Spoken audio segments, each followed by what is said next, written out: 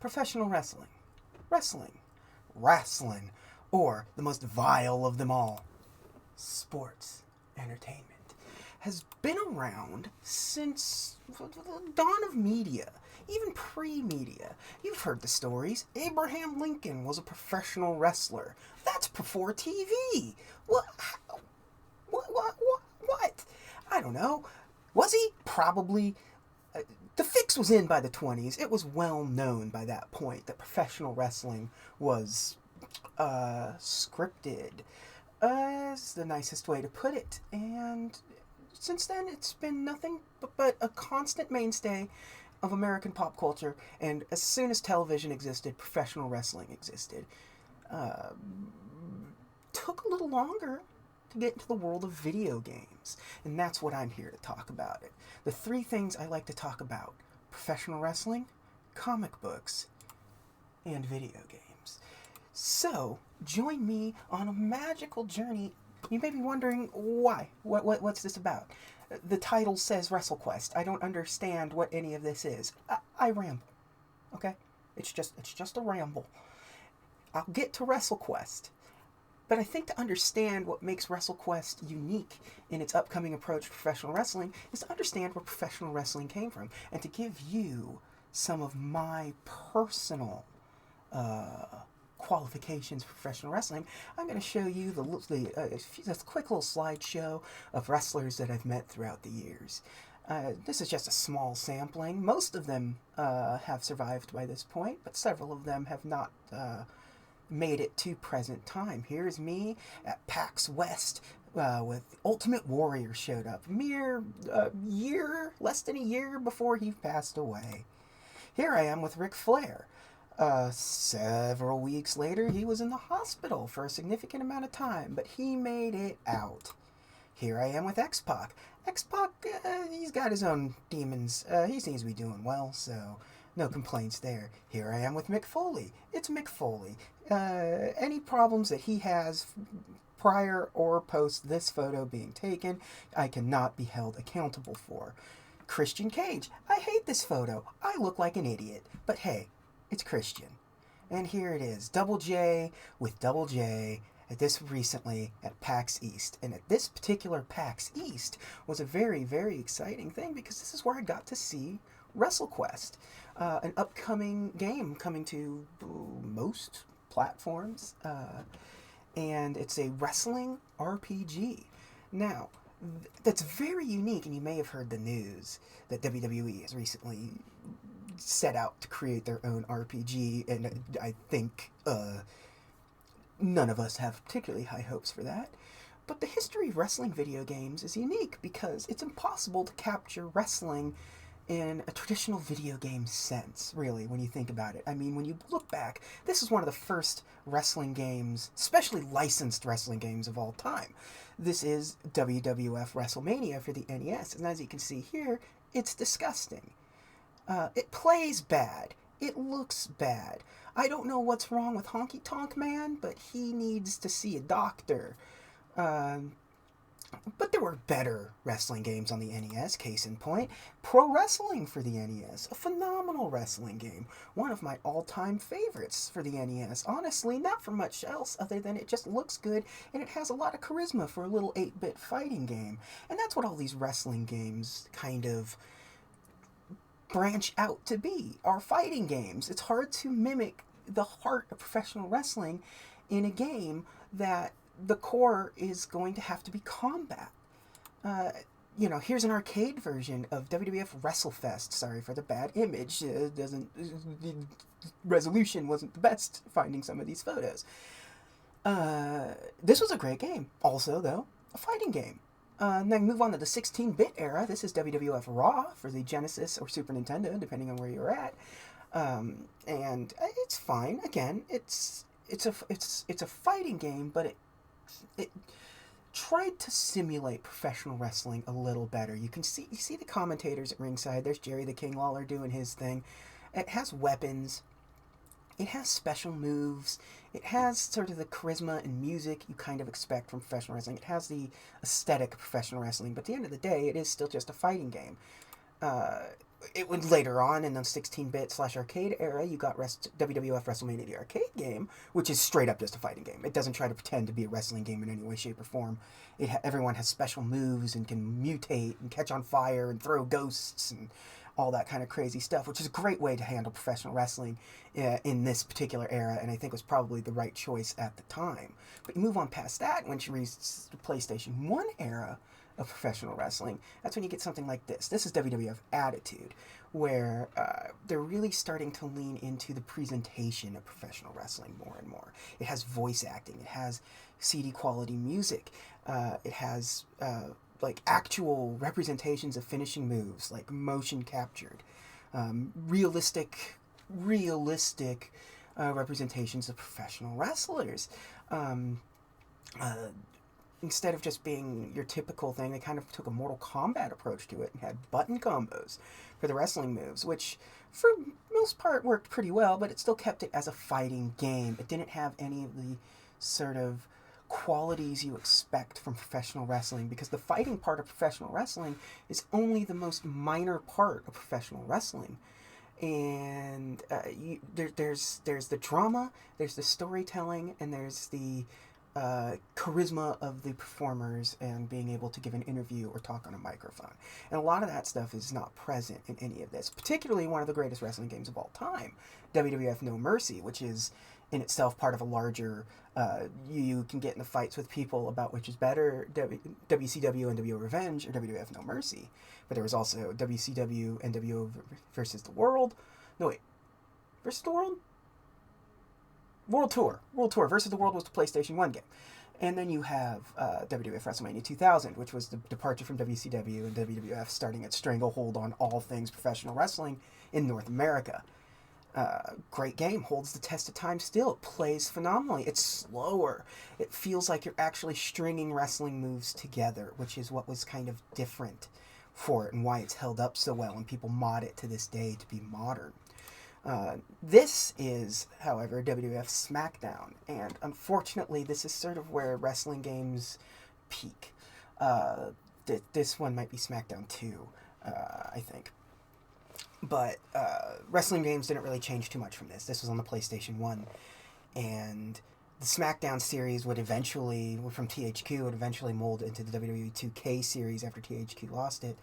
And developers remained relatively the same until very recently. And this is sort of like, to this day, this is WWF 2K22. And the backbone of wrestling games are still built off of that old WWF SmackDown series. I would be remiss not to mention a couple of other notable wrestling games, such as Fire Pro Wrestling.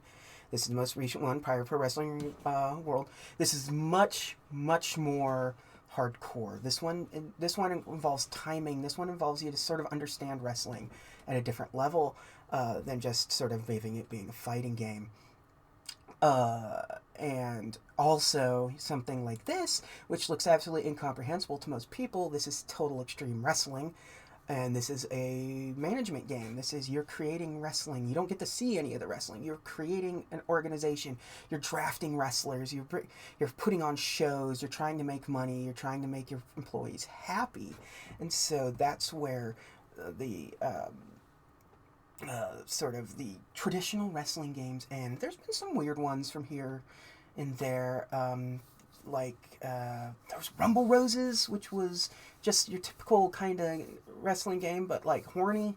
It was all women, and it was basically Dead or Alive, but for wrestling. Game Boy had some interesting wrestling stuff. There was Game Boy Color had WWF Betrayal, which was a side-scrolling beat 'em up in the WWF universe at the time, where you're trying to save Stephanie McMahon, I think, was kidnapped by the Undertaker. Sure, why not? But by and large, wrestling has just sort of been the domain of the WWF, now WWE. There's been a couple. TNA has had a game back in the day. I think AAA had a game, which is a Mexican wrestling promotion. And there's been some non-branded stuff, but by and large, professional wrestling has just sort of been fighting games. Strict fighting games, which I think, what more can you do? I mean, like WWF's 2K and SmackDown and stuff let you create storylines that can play out. There are story modes, but it feels so hands off a lot of the time. And so you kind of lose out on some of the stuff that makes professional wrestling for a lot of people. Enter an interesting game called WrestleQuest. This is the announcement trailer for WrestleQuest, and it's a very fascinating concept for a game. It's obviously kind of pixel graphics, so it's not going for anything particularly realistic, but it is a full-blown turn-based professional wrestling RPG. Now, I got to have some hands-on time with this at PAX East, and I have to say, I like what I see. As you can see, they actually have legitimate... These aren't like bootlegs. These are wrestlers. These are actual licensed wrestlers. Macho Man Randy Savage, Jake the Snake Roberts. I was told the LA Park family appears in it at one point. There are bootleg versions of wrestlers in it, obviously. There's like a guy that's sort of like torn between which version of Sting he wants to be. So he's kind of like both Surfer Sting and Crow Sting at the same time. And there was one that's definitely Ric Flair, but not Ric Flair. And as you can see, the combat is entirely turn-based, which is fascinating concept for professional wrestling because it gives you time to sort of make a wrestling match. Because an interesting thing with professional wrestling is it's a dance. It is two or more guys or gals scripting something out, trying to make something that will be remembered forever. Most of the times it works, sometimes it doesn't, but that's the beauty of the actual wrestling match. And this lets you sort of script that out. You're earning new moves, you're learning new moves, you have managers, and you have, like, instead of like magic, you have like your tech stuff, so you can have your manager do something, give you a buff, interfere in the match. If you play normal professional wrestling games, the manager is just kind of a distraction. Most of the time he's just there to like distract the referee when you're about to be pinned or something. This one actually, the manager gets like important roles in the matches, and like moves give you buffs, and you're ramping the crowd up, and you're getting the crowd behind you with the way you're performing in a ring. And on top of that, you also have things that are just like your typical wrestling stuff. Try to go to the next one here. Like promos. You cut promos, and they're kind of vaguely like Monkey Island, where it's the duel, where you're like, you have to pick the right thing to say in return to what they said, and it gets you your buffs, what you need out of it. It's really fascinating stuff what they're doing with it. And I love the concept of they're all toys. This game is definitely a love letter to professional wrestling, because you're basically in a toy kingdom.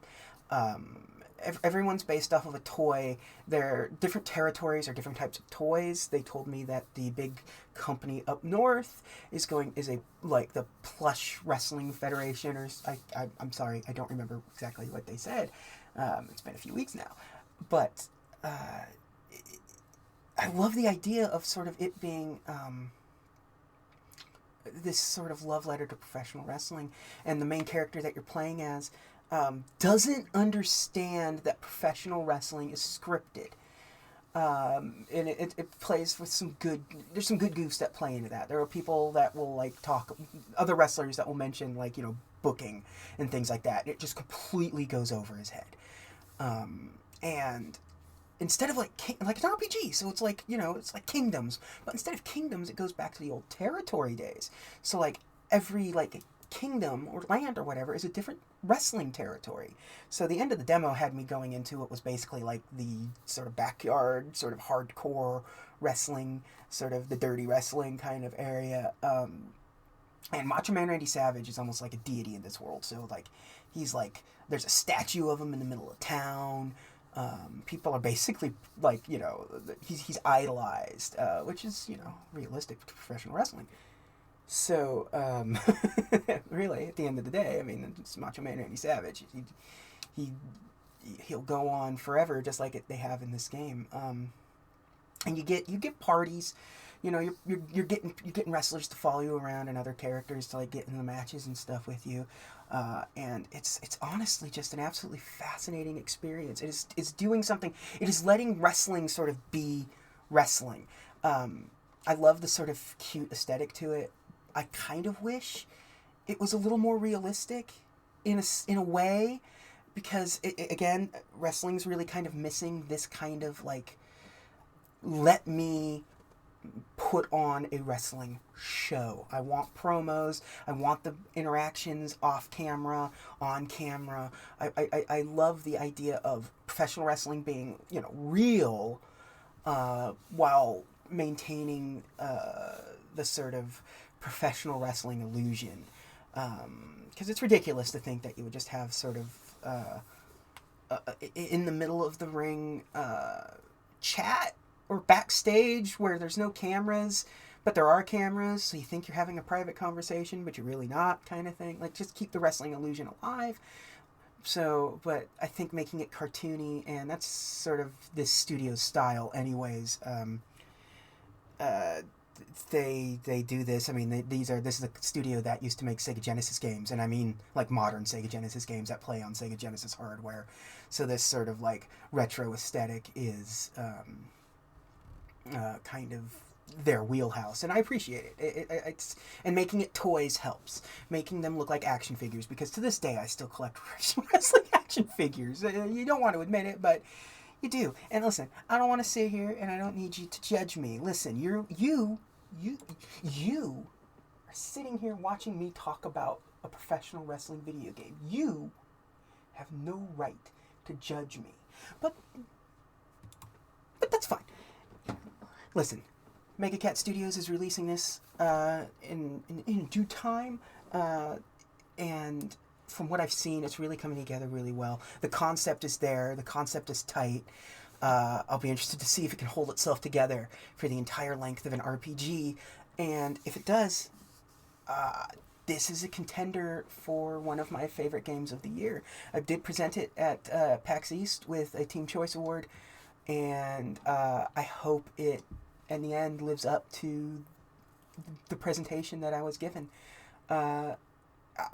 I love professional wrestling, and I think this is the exact kind of breath of fresh air that professional wrestling video games need. And I hope it's successful, and I hope it turns, like I said, I hope it turns out good and can hold its own for the length of what you want an RPG's length to be. I think it can, and keep your eye out for this one. I think especially, I don't think, I was gonna say especially if you're a wrestling fan, but I don't think you're gonna really get too much out of this if you're not a wrestling fan. It is pandering in the best possible way to wrestling fanatics, and it's not beholden to anyone's singular rules. So it can just do what it wants in the world of professional wrestling and the wrestling sandbox, and I love it. And can't wait to see more of it. Thank you all for sticking with me for this weird new thing that I'm doing. And hey, be careful out there.